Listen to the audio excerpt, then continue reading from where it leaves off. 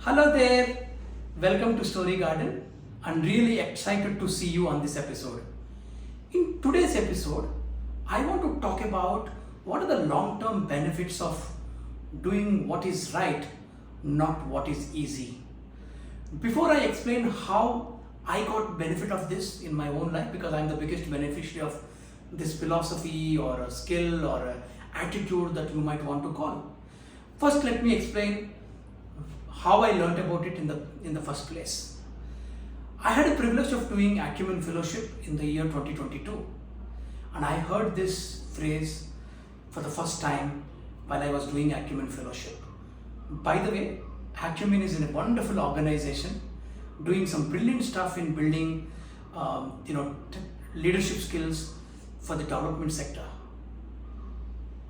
and it is run by some wonderful people. And what do I say about my cohort 2022? They are the perfect epitome of this little phrase that I just said, doing what's right, not what is easy. When I heard this for the first time, the sentence started speaking to me a lot. We saw this sentence in the Acumen's Manifesto. And that sentence kept coming back to me throughout my journey with Acumen. And I was wondering why. Why is this sentence speaking to me? On reflecting, I realized I'm the biggest beneficiary of this philosophy or attitude, as I said, or whatever you want to call it, skill. I don't know what really to call this as. To tell you how I got benefit of this, let me take you on the journey of flashback. When I was growing up, as I told you, I acquired vision impairment by birth. When I reached the age of going to school, my parents sent me to a local school with my cousins. After some time, the school said, they couldn't include me in the class because I couldn't read the board. So then my parents, we lost a chance for me to go to school. That time, my maternal grandfather, that is my mother's father, started searching for a school for me or a blind child could go to. He almost took about 1 year. He networked with many people, asked in his network. Finally, he came to know about a school through a medical shopkeeper, the pharmacist, the person who runs the pharmacy store.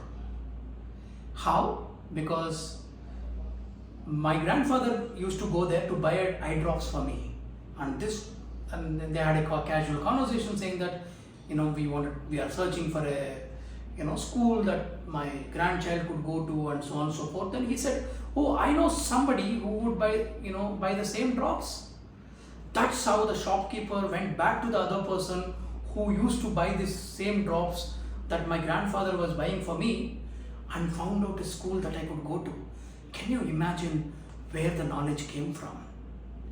Such a latent resources being useful for all of us.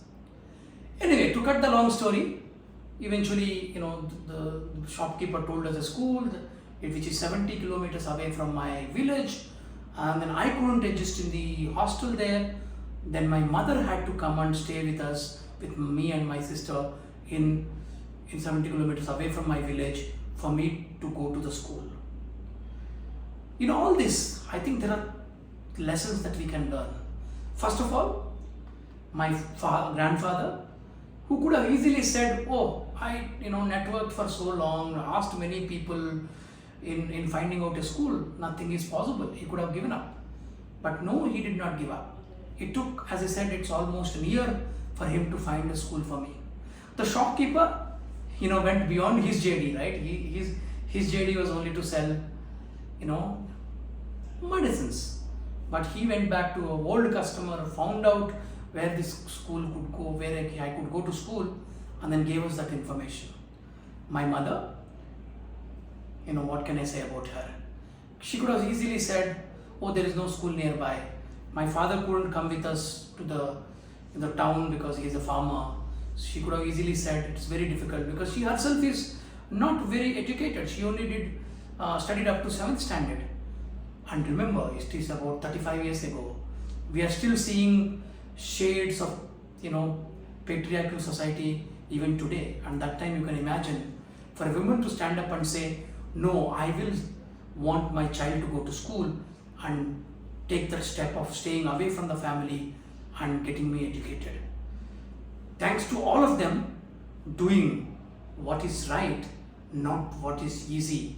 Today, I'm in a position where I not only become economically independent, doing well in my life, but able to work for the cause where my team and I have been able to open up jobs for persons with disabilities and create really, make some meaningful impact. I'm sure in your lives you have somebody who have done this, where they have done something right, not just what is easy. Or you would have made a difference to somebody else by doing what is right, not just what is easy. Do reflect and share how this has impacted you and how much more can we do and take our society to the next level if all of us can actually do what is right, not what is easy. Till I see you on the next episode, please keep growing, keep reflecting, share your comments, and do like Story Garden or subscribe to the channel, like this video, share this video. Thank you.